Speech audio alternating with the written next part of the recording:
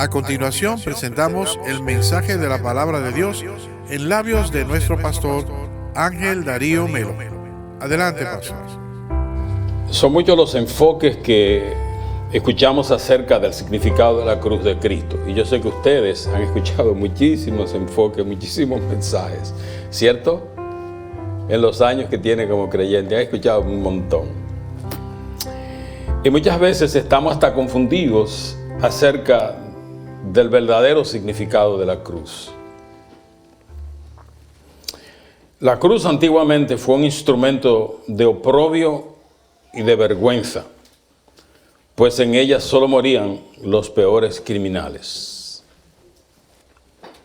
Y nos preguntamos, ¿por qué habrá escogido Dios la cruz como instrumento para la muerte de su Hijo? Que decía la hermana Ruth hace un ratito en su oración. ¿Por qué lo habrá hecho el Señor? Bueno, hay tantas cosas que nosotros no sabemos, pero que Dios las sabe. Nosotros no somos omniscientes, nosotros no somos dioses, simplemente somos criaturas de Dios. Y naturalmente cuando Dios nos creó a nosotros y cuando Dios creó todas las cosas, no nos preguntó a nosotros o no nos pidió la opinión. Dios es soberano. Y realmente cuando pensamos en esto, ¿por qué Dios habrá escogido la cruz? ¿Por qué? Y sabemos que Dios obra por contrastes, que Dios tiene un sentido del humor que no podemos entender, pero este es uno de los grandes misterios de la Biblia. Un misterio serio. Cristo con su muerte en la cruz del Calvario, entonces, dignificó la cruz y la rodeó de gloria y de poder. Lo que era antes un instrumento de vergüenza y de oprobio, Jesucristo ahora lo redime, lo restaura y lo presenta como un símbolo de gloria, como un símbolo de poder. El apóstol Pablo en Gálatas capítulo 6, versículo 14 expresó: lejos esté de mí gloriarme, sino en la cruz de nuestro Señor Jesucristo. Porque en el mundo me es crucificado. Hoy en día, todos los cristianos nos gloriamos en la cruz de Cristo. Fue esa cruz el escenario perfecto para nuestra redención. Nuestra redención. ¿Por qué lo hizo el Señor? ¿Cómo lo hizo? Como dije antes, no tenemos la menor respuesta. Y usted le pregunta a los grandes que han estudiado bastante la palabra de Dios, no tienen tampoco una idea. Simplemente le pueden decir, Dios es un Dios de contrastes. Por muchos siglos, desde el siglo VI antes de Cristo hasta el IV después de Cristo, la cruz se utilizó como un instrumento de ejecución, mediante la cual muchas personas murieron, y básicamente eran personas que eran considerados los peores de los peores, y entonces le daban ese tipo de muerte porque era una muerte horrible. Y ya nosotros hablamos aquí, en los años anteriores, acerca de la última semana de Cristo en la cruz del Calvario, y vimos cómo desde el jueves, cuando fue apresado, hasta amanecer el viernes en la mañana, Jesucristo fue torturado de una manera brutal. Y luego, recuerdan los que estaban aquí en ese tiempo, cómo hablamos aquí el escenario de la cruz y cómo era la crucifixión, cómo se hacía. Que muchas personas creen que cargaban la persona, lo colocaban en una cruz y ahí le ponían los... No trabajaba así. Acuérdense cómo se hacía, para los que no estaban aquí ese día. La persona se le ponía, se clavaba ¿cómo se dice? El palo, se fijaba el palo. Y entonces ¿cómo se dice? Entonces la persona tenía que ir cargando su madero desde el lugar donde lo habían acusado, posiblemente la fortaleza de Antonio, que estaba cerca del concilio y tenía que ir caminando hasta llegar al lugar donde iba a ser crucificado. En la altura se decía que no era muy 2 o 3 pies de la tierra, de tal manera que las personas pudieran verlo, para también burlarse de la persona, mirarlo a la cara, o escupirlo, hacer cualquier cosa. Y luego solamente le clavaban, no las manos, sino por las muñecas, y también en muchos casos se clavaban los pies, pero la mayoría de los casos lo que hacía era que los ataban, los amarraban. Y ese tipo de muerte era una muerte lenta, pero era una muerte demasiado tormentosa y difícil. Y eso lo hacían solamente con las personas que se supone que eran grandes criminales. La muerte de cruz, como dije antes, es una muerte lenta y terriblemente dolorosa para las víctimas. Y por la clase de personas que eran crucificadas allí llegó a ser un instrumento de vergüenza. Y nadie quería que le dijeran, oh, un familiar tuyo fue muerto en la cruz. Ya le está diciendo muchísimas cosas. Solamente con mencionar la cruz ya era algo. Tu familiar, un familiar. Sí, ya sabe que eso significa que su familiar era una persona horrible, era una persona muy mala, había cometido cosas horribles. Para los judíos en el Antiguo Testamento, la cruz era, de acuerdo a Deuteronomio 21, era señal de maldición. Señal de maldición. No querían nada que fuera con la cruz porque era símbolo de maldición. Sin embargo, a causa de Cristo y su muerte en esa cruz, el significado de la cruz hoy es completamente diferente. ¿Cómo Dios de contrastes? Lo que era antes un símbolo de maldición, lo que era antes un lugar de vergüenza, de oprobio, Cristo, con su muerte en esa cruz, transformó el significado, transformó la definición y trajo gloria y poder y majestad a esa cruz. Increíble.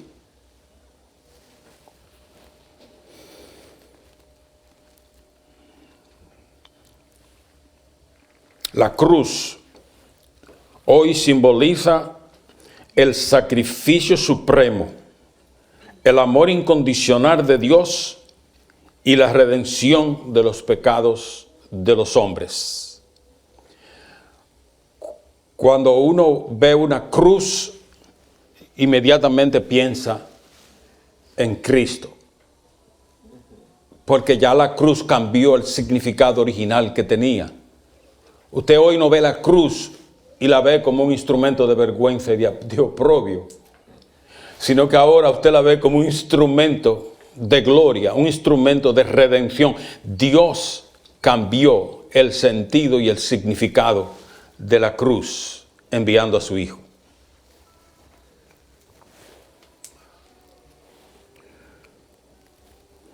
En el cristianismo, la cruz es el lugar de encuentro del amor de Dios y su justicia.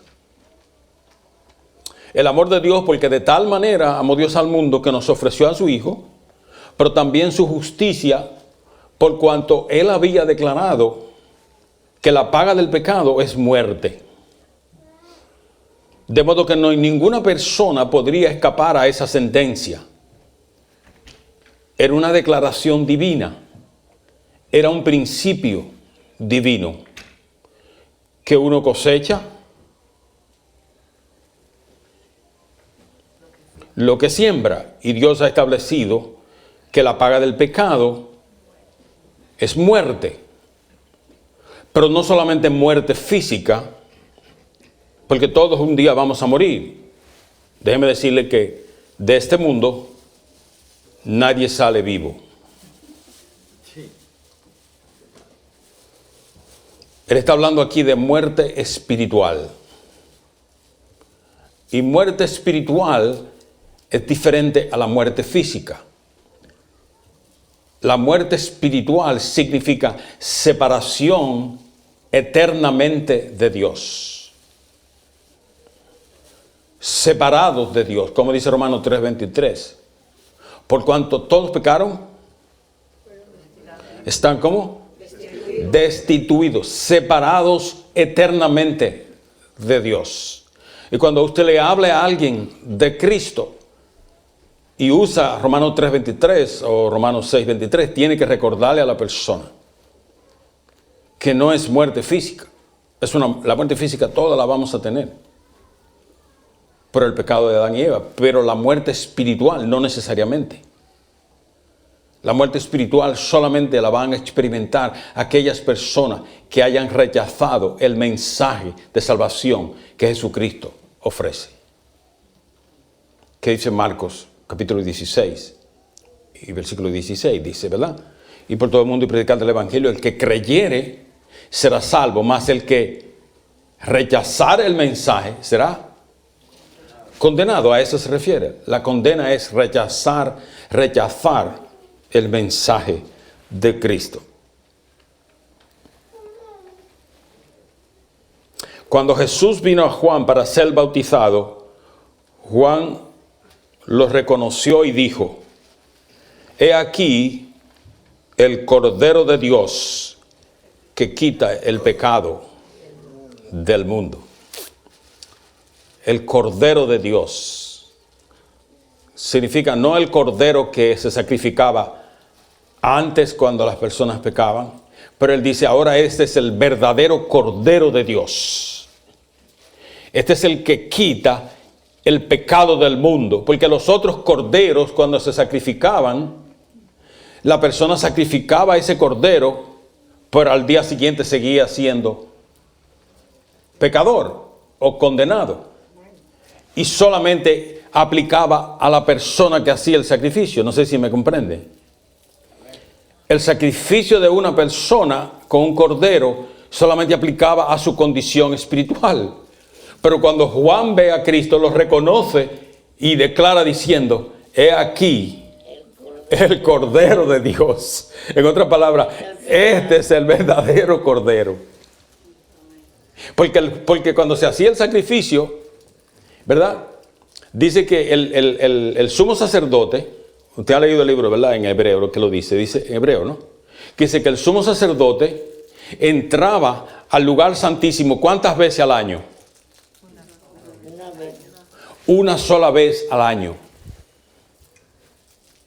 Pero para él hacer un sacrificio, él tendría que entrar con algún tipo de animal para poder hacer el sacrificio. Pero ¿sabe qué? Cuando Cristo entró al lugar santísimo, él no entró con ningún animal. El cordero era él mismo. El que habría que sacrificarse era él. La sangre que había que derramar fue la de él. Por lo tanto, Juan dice: aquí el cordero, el verdadero cordero. Su sangre no solamente iba a limpiar la persona que iba a hacer el sacrificio, el sumo sacerdote, iba a limpiar a toda la humanidad, que quite el pecado del mundo, dice la palabra de Dios. Aquí Juan identificó a Jesús y el plan que Dios tenía para él de ser el sacrificio por los pecados de todos los hombres. Así que, amados hermanos y amigos presentes, toda persona que abre su corazón a Cristo y lo recibe como Salvador y Señor, sus pecados le son perdonados y su nombre es inscrito en el libro de la vida para salvación y vida eterna. Eso es lo que dice la palabra de Dios.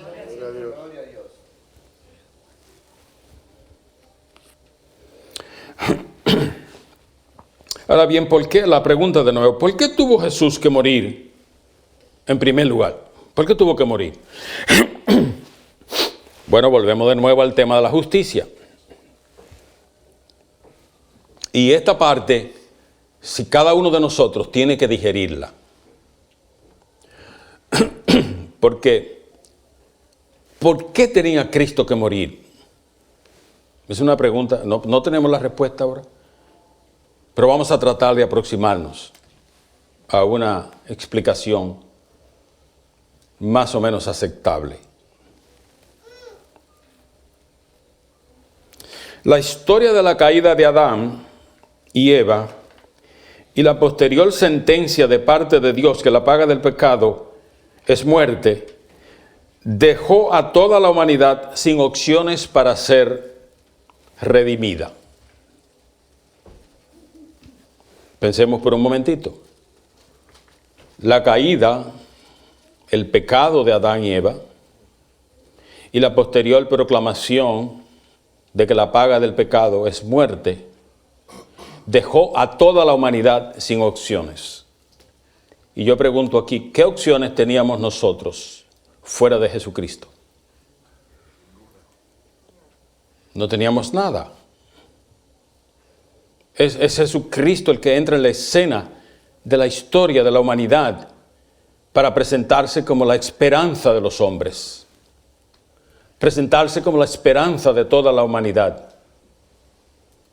Y es allí entonces donde comienza el dilema del amor de Dios y la justicia de Dios y la redención de los hombres.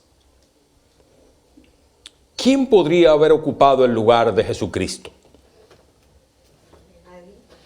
Si una persona, escuche bien, si un hombre, porque la Biblia establece, la justicia divina establece que el hombre que pecó,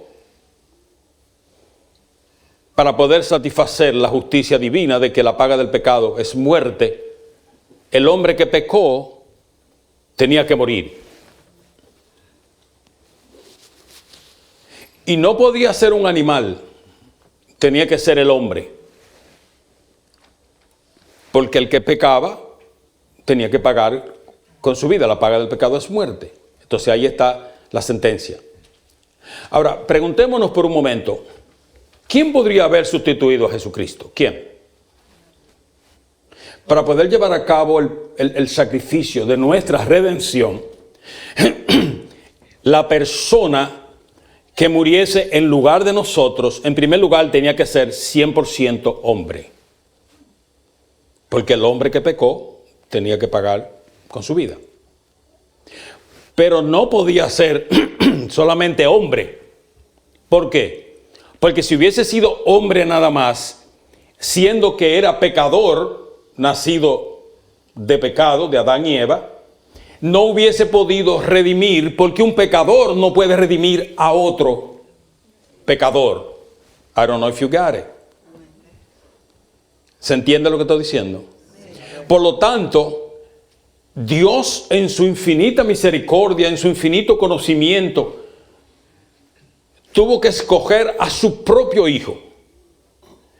Y su naturaleza se encarnó entre los hombres para ser hombre y poder redimir a los hombres.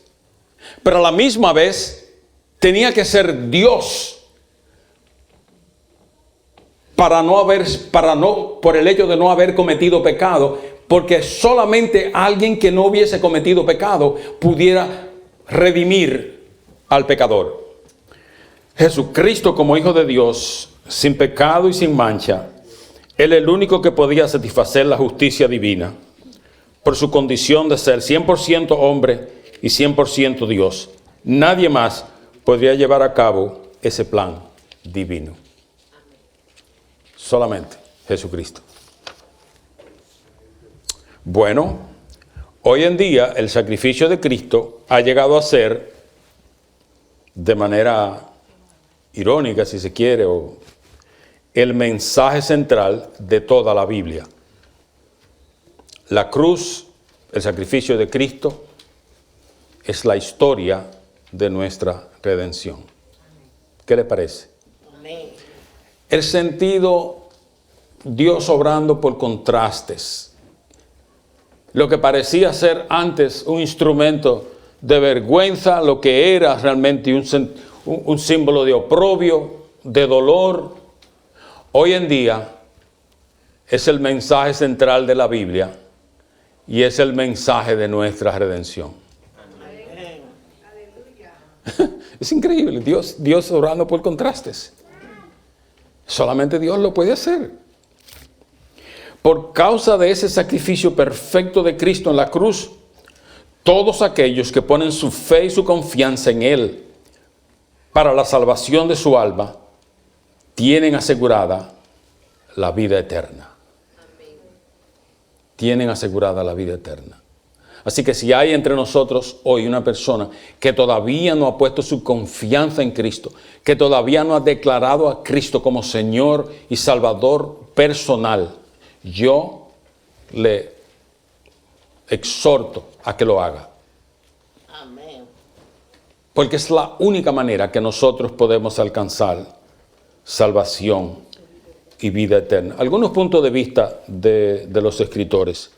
Dice que el interés de los escritores contemporáneos en la cruz no era simplemente arqueológico o histórico, sino cristológico. Es decir, les interesaba el significado eterno, el significado cósmico y soteriológico que tiene que ver con la salvación. Es decir, el significado con respecto a la salvación. Querían saber realmente dónde podían conseguir una explicación que nos guiara a entender por qué la cruz era vital en el plan de Dios, fundamental en el plan de Dios. Sin la cruz de Cristo, sin el sacrificio de Cristo, todos nosotros hoy estuviésemos aquí simplemente perdiendo el tiempo. Tenía que ser el sacrificio de Cristo. Es la clave, es el centro, es el mensaje central de la Biblia. Desde el punto de vista teológico, la palabra cruz se utilizó como una descripción sumaria del Evangelio de salvación. Hoy en día, cuando usted habla de la cruz, la gente inmediatamente se va al Calvario.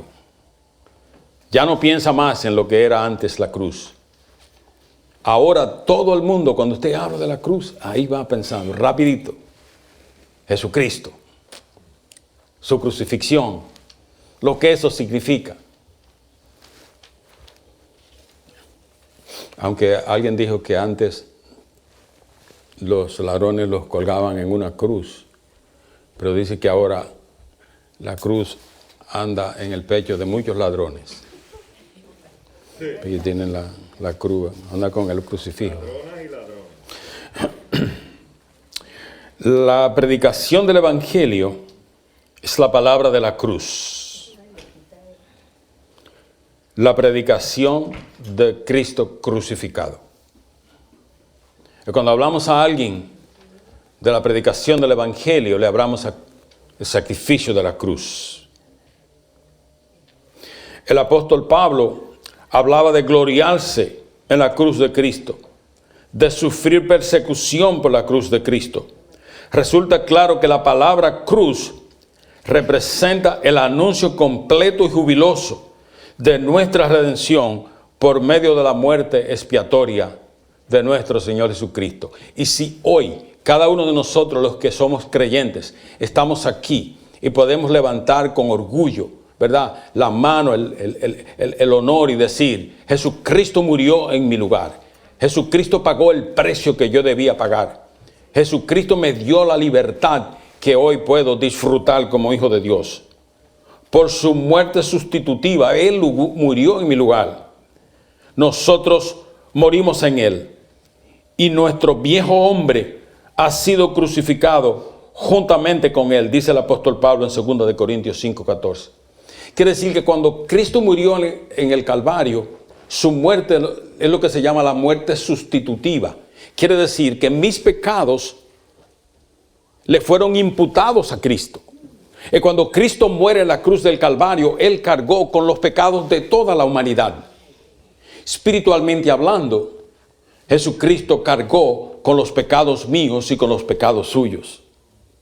Y nuestro viejo hombre, la naturaleza carnal, la naturaleza adámica que todos heredamos, esa naturaleza caída, dice que fue colgada también allí en la cruz y sacrificada junto con Jesucristo. De modo que hoy nosotros, los creyentes, los hombres y mujeres que hemos sido lavados por la sangre de Jesucristo, por esa sangre preciosa que fue derramada un día allí en el altar, en el Gólgota, en esa cruz de Cristo. Esa sangre nos ha limpiado a todos, a cada uno de nosotros de nuestros pecados y nos ha declarado hijos del Dios Altísimo, nos ha dado la libertad gloriosa que hoy podemos disfrutar. Solamente por la cruz de Cristo nosotros hoy podemos estar aquí. En conclusión, la cruz de Cristo representa el medio de nuestra redención. Jesucristo murió para redimirnos. Pues ¿sabe una cosa? La palabra dice que cada uno de nosotros estábamos secuestrados por el pecado. Estábamos secuestrados por el enemigo. Satanás había cegado el entendimiento de cada uno de nosotros y nos tenía prácticamente atados, secuestrados por el pecado y por la muerte. Y no teníamos manera de cómo escapar de esa condición. Y Jesucristo dijo, aquí estoy yo. Y estoy dispuesto a pagar el precio de la libertad de esa criatura. Y esa fue la manera por la cual hoy nosotros podemos decir que nuestras cadenas fueron rotas, nuestros pies y nuestras manos fueron liberadas y la venda que teníamos en la cara nos fue quitada, porque un día Jesucristo decidió morir en tu lugar y en mi lugar. Y Él pagó el precio que usted y yo jamás hubiésemos podido pagar. Porque ¿quién pudiera hacer algo para satisfacer la justicia divina? La justicia divina decía que el que pecó debía morir. Punto.